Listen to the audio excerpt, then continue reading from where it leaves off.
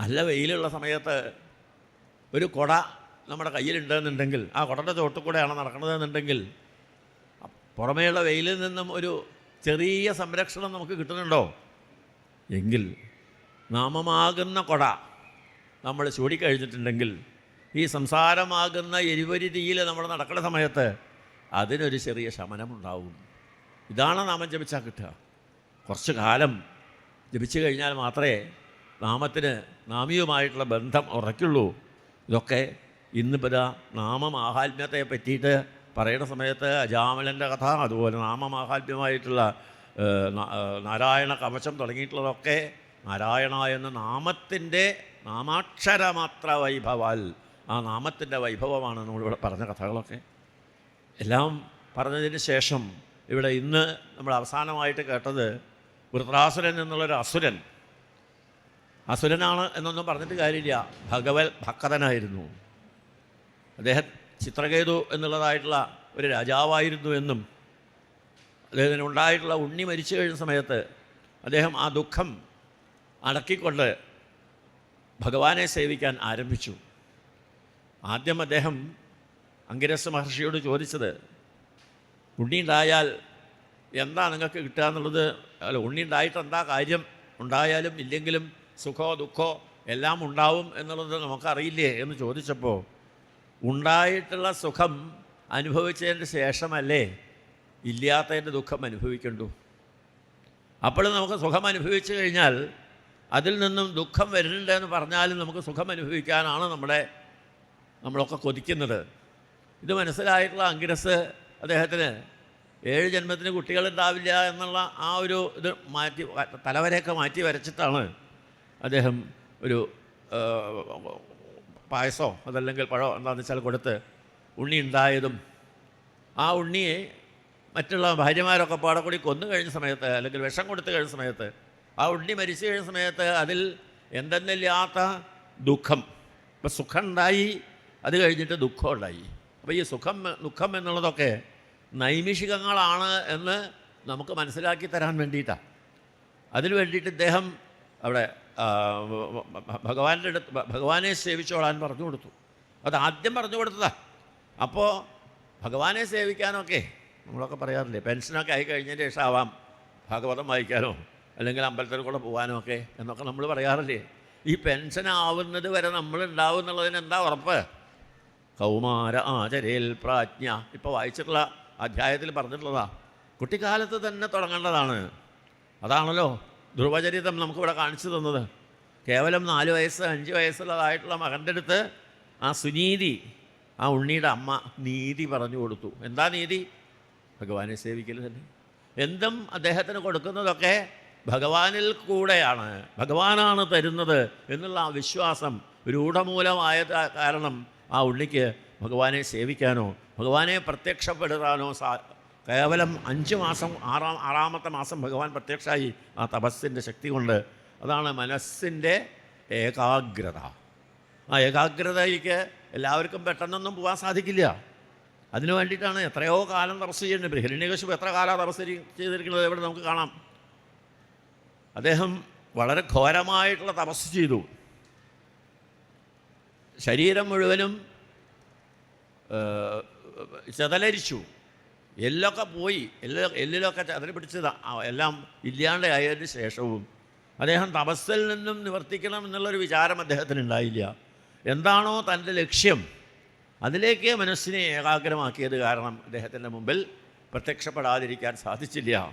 അതുപോലെ തന്നെയാണ് നമുക്ക് ഏത് കാര്യങ്ങളും ചെയ്യുമ്പോഴും അതിൽ പരിപൂർണമായിട്ടുള്ള ഏകാഗ്രത ഉണ്ടെങ്കിൽ മാത്രമേ ആ കാര്യം നമുക്ക് സാധിക്കാൻ സാധിക്കുള്ളൂ.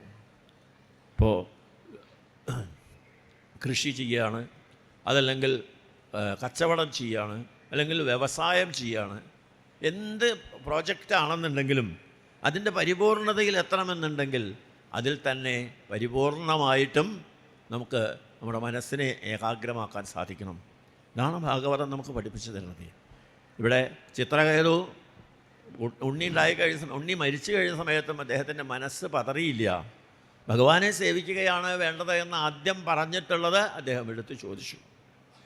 അപ്പോൾ അത് മന്ത്രോപദേശം കിട്ടിക്കഴിഞ്ഞ സമയത്ത് ഭഗവാനെ പ്രത്യക്ഷമാക്കി അദ്ദേഹം വിദ്യാധരനായിട്ട് ലോകം മുഴുവനും ചുറ്റിക്കഴിക്കുന്ന സമയത്താണ് മഹാദേവൻ്റെ കയ്യിൽ നിന്നും, അതാണേ സുഖം കിട്ടുക ദുഃഖം കിട്ടുക എന്ന് പറഞ്ഞു കഴിഞ്ഞിട്ടുണ്ടെങ്കിൽ നൈമിഷംഗങ്ങളാണ്. സുഖമായിട്ട് അദ്ദേഹം ഗഗനേശ്വരനായിട്ട് ആകാശത്തെ കൂടെ നടക്കുന്ന സമയത്ത് മഹാദേവനെ കണ്ട് വന്ദിക്കാൻ വേണ്ടി വന്ന സമയത്ത് വായിൽ നിന്നും വീണ വാക്ക് അത് ദേവിക്ക് സഹിച്ചില്ല. അവിടെ അദ്ദേഹം ഒന്ന് പുകഴ്ത്തി പറയാമെന്നുള്ള ഭാവത്തിൽ ചിലരുണ്ട്. ഈ പുകഴ്ത്തി പറയണത് കേട്ടാലൊന്നും മനസ്സിലാവില്ല. തമാശ രൂപത്തിലാവുമ്പോൾ ചിലപ്പോൾ അത് മനസ്സിലാവേണ്ടി വരും. നിന്ദാസ്തുതിയായിട്ടാണ് അദ്ദേഹം പറഞ്ഞത്. ഏഷ ലോകഗുരു സാക്ഷാൽ. ഇദ്ദേഹം ലോകഗുരുവായിട്ട് ഭാര്യയെ മടിയിൽ വെച്ചിട്ടാണോ ശാസ്ത്രം പഠിപ്പിക്കുന്നത് എന്നുള്ളത് അദ്ദേഹം ചോദിച്ചു കളഞ്ഞു. എന്ന് പറഞ്ഞാൽ അദ്ദേഹം ഉദ്ദേശിച്ചത് ആർക്കാ സാധിക്കുക? മഹാദേവനല്ലാണ്ട് ഭാര്യയെ മടിയിൽ വെച്ചുകൊണ്ട് ശാസ്ത്രം പറഞ്ഞു കൊടുക്കാൻ ആർക്കാ സാധിക്കുക എന്നുള്ള രീതിയിലാണ് അദ്ദേഹം ഉദ്ദേശിച്ചത്. ഇത് മഹാദേവന് മനസ്സിലായി. പക്ഷേ പുറമേ കേട്ടിട്ടുള്ള കൂട്ടർക്ക് അത് മനസ്സിലാവില്ലല്ലോ എന്ന് മനസ്സിലാക്കിയിട്ടുള്ളതായിട്ടുള്ള പാർവതീ ദേവിയാണ് ആ ഉണ്ണിയെ ചിത്രകേതുവിനെ ശപിച്ചത്. എന്നിട്ടും ശാപമോക്ഷം മേടിക്കാണ്ട്, ഭഗവത് ഭക്തനായതുകൊണ്ട് ശാപമോക്ഷം മേടിക്കാതെ ആ അമ്മയെ നമസ്കരിക്കുക ചെയ്ത്. അമ്മയെ നമസ്കരിച്ച് കഴിഞ്ഞാൽ കിട്ടാത്തതായിട്ട് എന്താ ഉള്ളത്? ആലോചിച്ച് നോക്കൂ. ജഗദ്ഗുരുവായിട്ടുള്ള ശങ്കരാചാര്യർ പോലും അദ്ദേഹത്തിൻ്റെ സന്യാസം സ്വീകരിച്ച ശേഷം അമ്മയെ ഉപേക്ഷിച്ചിട്ടില്ല എന്ന് മാത്രമല്ല, അമ്മയുടെ മനസ്സിൽ ഉണ്ണിയെ കാണണമെന്ന് തോന്നിക്കഴിഞ്ഞ സമയത്ത് അവിടെ നിന്നും ഇവിടെ വന്ന് ഒന്ന് നമസ്കരിക്കാൻ അദ്ദേഹത്തിന് ഒരു ബുദ്ധിമുട്ടും ഉണ്ടായില്ല, അല്ലേ?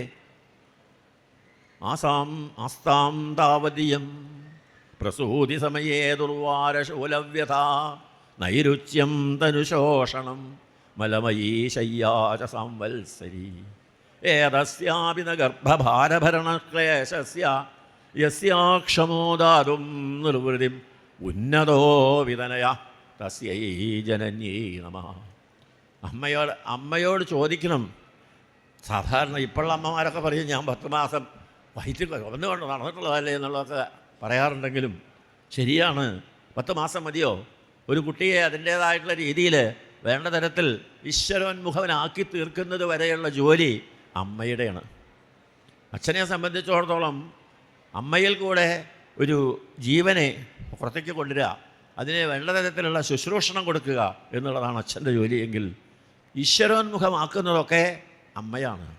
അതാണ് ഇവിടെ ധ്രുവൻ്റെ കഥ പറഞ്ഞ സമയത്ത് നൂനം സുനീതേ പതിദേവതായ, ആ സുനീതിയുടെ ഭർത്താവിനോടുള്ള ഇഷ്ടം, ഭർത്താവിനോടുള്ള ആ മമത അത് വെച്ചുകൊണ്ട് തന്നെ ഈ ഉണ്ണിയെ ഭഗവാനിലേക്ക് എത്തിച്ചു. അപ്പോൾ കുട്ടികളെ വളർത്തുക എന്ന് പറഞ്ഞു കഴിഞ്ഞിട്ടുണ്ടെന്ന് വെച്ചാൽ വളർത്തിയിട്ടില്ലെങ്കിലും വളരെയൊക്കെ ചെയ്യും അവർ. പക്ഷേ ഇപ്പോൾ അവരെ വളർത്തേണ്ടതായിട്ടുള്ള കാര്യം എന്താണ്? ഈശ്വരോന്മുഖമാക്കുക എന്നത്. ഒരു സ്കൂളിലൊരു പാഠമാല പോലും കുട്ടികളെ കൊണ്ട് എന്ത് പഠിപ്പിക്കില്ല. പണ്ടൊക്കെ നമ്മൾ സ്കൂളിലേക്ക് പോകുന്ന സമയത്ത് കൃഷ്ണായ വാസുദേവായ ദേവകീനന്ദനായ എന്നൊക്കെ പറഞ്ഞ് കുട്ടികളെയൊക്കെ പഠിപ്പിച്ചിട്ടുള്ളതൊക്കെ കേവലം ഇന്നിപ്പോൾ KG പോകുമ്പോഴേക്കും എന്താവും അവർ പഠിക്കുക? നമുക്കറിയാം, ഇവിടെ പഠിപ്പിച്ചിട്ടുള്ളതൊക്കെ മറന്നിട്ടുണ്ടാവും. എന്നിട്ട് അത് കേൾക്കാൻ വേണ്ടിയിട്ട് നമ്മളിങ്ങനെ ചെവിയും കുറിപ്പിച്ചിരിക്കും. ആ കുട്ടി എന്താ വേണത്? ടിങ്കിൾ ടിങ്കിൾ ലിറ്റിൽ സ്റ്റാർ, അല്ലേ? ഇത് കേൾക്കാൻ വേണ്ടിയിട്ടല്ലേ നമ്മളിരിക്കുന്നത്. നേരെ മറിച്ച് കുറച്ച് തെറ്റിയിട്ടാണെങ്കിൽ, നാളെ കഴിഞ്ഞ ദിവസം ഫേസ്ബുക്കിൽ നല്ലൊരു രസമായിട്ട് ഒരു ചെറിയ കുട്ടി സുപ്രഭാതം ചെല്ലുന്നത് കേട്ടു. എന്ത് രസമായിരുന്നറിയോ? ഒരക്ഷരം പോലും ഇല്ലായിരുന്നു സുപ്രഭാതത്തിൻ്റെ. അതാ രസം. ആ ട്യൂൺ, അതിലത്തെ ആ അക്ഷരങ്ങളൊക്കെ അദ്ദേഹത്തിന് ആ ഉണ്ണിയുടെ ഭാഷയിൽ ആണ് പറഞ്ഞിരുന്നത്. പക്ഷേ അതാണ് കുട്ടികൾക്ക് മനസ്സിലാക്കി കൊടുക്കേണ്ടത് നമ്മുടെ കടമയാണ്. ഈശ്വരൻ അതുകൊണ്ടാണല്ലോ ഈ ജാതി കോമരങ്ങൾ, മത കോമരങ്ങൾ എന്നൊക്കെ പറഞ്ഞുകൊണ്ട് ആൾക്കാർ ധാരാളമുണ്ട്. ഒന്നും കോമരങ്ങളല്ല. അവനവൻ്റെ ജാതിയിൽ വേണ്ട തരത്തിൽ വിശ്വാസം, അവനവൻ്റെ മതത്തിൽ വേണ്ട തരത്തിൽ വിശ്വാസം, സനാതന ധർമ്മത്തിൽ വേണ്ട തരത്തിൽ വിശ്വാസം പറഞ്ഞു കൊടുക്കണ ആൾക്കുണ്ടാവണം. എന്നാലാണ് കിട്ടുള്ളൂ. ഒരു മന്ത്രോപദേശം ചെയ്യുക എന്ന് പറഞ്ഞു കഴിഞ്ഞിട്ടുണ്ടെങ്കിൽ സാധാരണ പറയാറുള്ളത് അക്ഷരലക്ഷം ഉരുക്കഴിച്ചിട്ടുള്ളവനെ ഒരു മന്ത്രം ഉപദേശിക്കാനുള്ള ഇതുള്ളൂ, ഉപദേശിക്കാൻ പാടുള്ളൂ. അതാണ്. അപ്പോൾ ഗായത്രിയൊക്കെ ഉപദേശിക്കണമെന്നുണ്ടെങ്കിൽ എത്ര വേണം? 24 ലക്ഷം ഗായത്രി ജപിച്ചിട്ടുള്ള ഒരാളൊക്കെ ഗായത്രി ഉപദേശിക്കാൻ പറ്റുള്ളൂ. ഇന്നിപ്പോൾ ഗായത്രി ഉപദേശിക്കുന്ന മന്ത്രം ഉപദേശിക്കുന്ന ആൾക്കാർ എത്രയുണ്ടെന്ന് ആലോചിച്ചോളൂ. അതാണ്. അപ്പോൾ ഇതൊക്കെ സുഖവും ദുഃഖവും നമുക്ക് ഏത് തരത്തിലാണോ ഉണ്ടാവുന്നത്, സുഖമുണ്ടാവും ദുഃഖമുണ്ടാവും. അതിങ്ങനെ കയറി ഇറങ്ങിക്കൊണ്ടിരിക്കും. അതിനെപ്പറ്റി നോക്കണ്ട.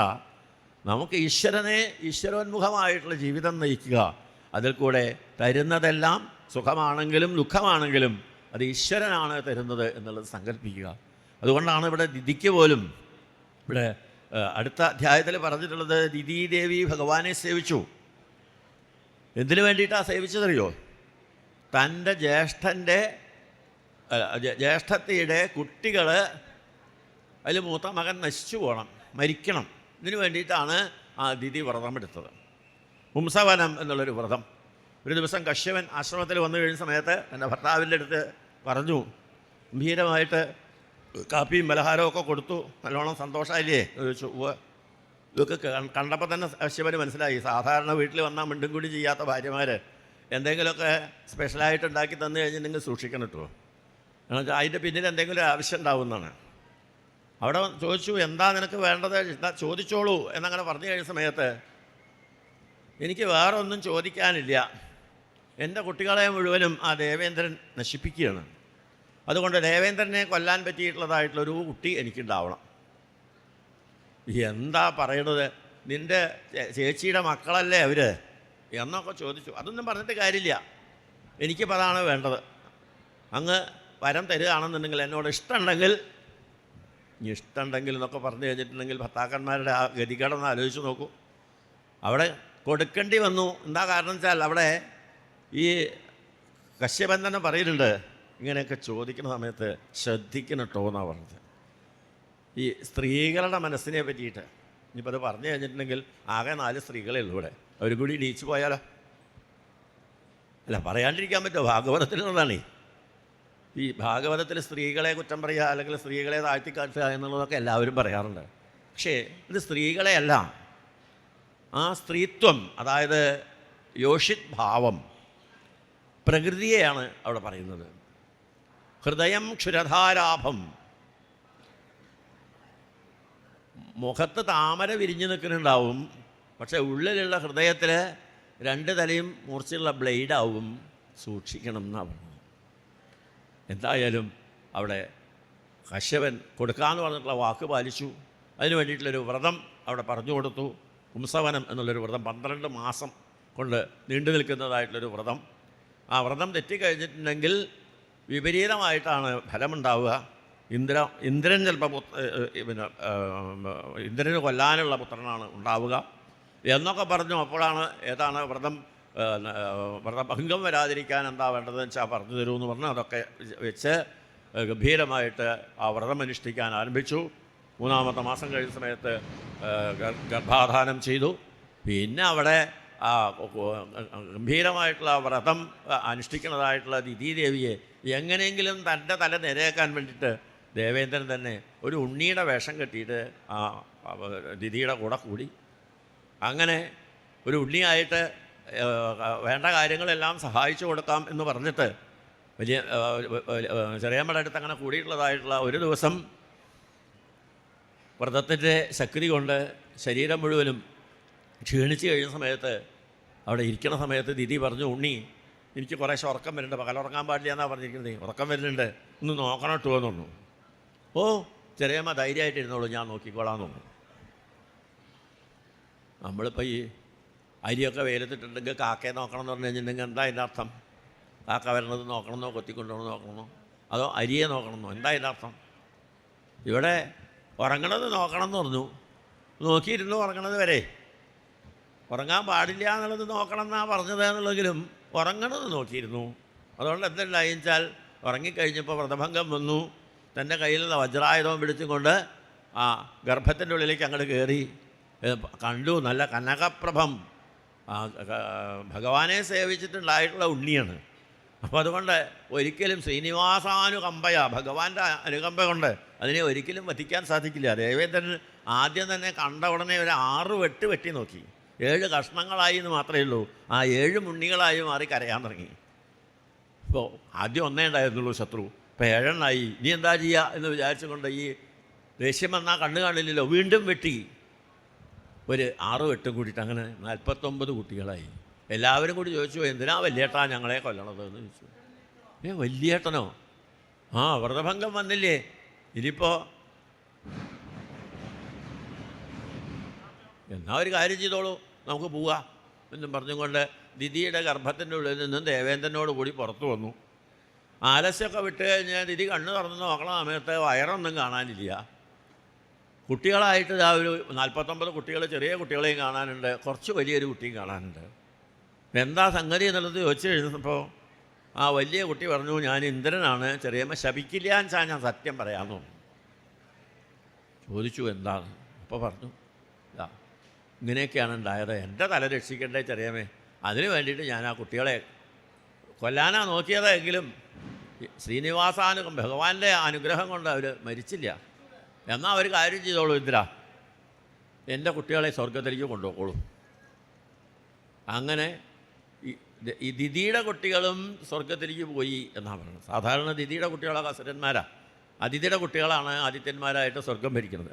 ഇപ്പോൾ ദിദിക്കൊരു മോഹം, ഇപ്പോൾ മനസ്സ് നന്നായതുകൊണ്ടാണല്ലോ കൊല്ലണം എന്ന് വിചാരിച്ചിട്ട് വ്രതം എടുത്തിട്ടും പുറത്ത് വന്നു കഴിഞ്ഞ സമയത്ത് അവരെ വേണ്ടതുപോലെ മനസ്സ് നന്നായതുകൊണ്ട് ശപിക്കാതെയും അവരെ വേണ്ടത് ചെയ്യാനും സാധിച്ചു എന്നുള്ളതുകൊണ്ട് ഭഗവാനെ സേവിക്കുന്നതിൽ കൂടെയുള്ള പ്രാധാന്യം നമുക്കിതാ ഇവിടെ കാണിച്ചു തന്നു.